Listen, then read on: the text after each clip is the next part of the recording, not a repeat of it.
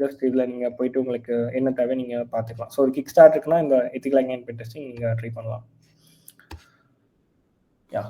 So why are we using firewall?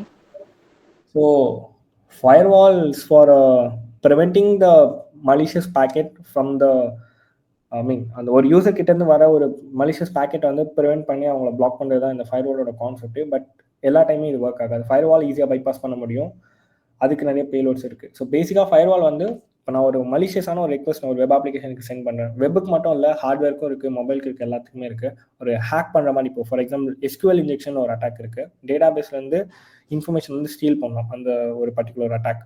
அந்த மாதிரி SQL payload போடுறப்போ அது வந்து ஃபயர்வால் வந்து பிளாக் பண்ணிடும்.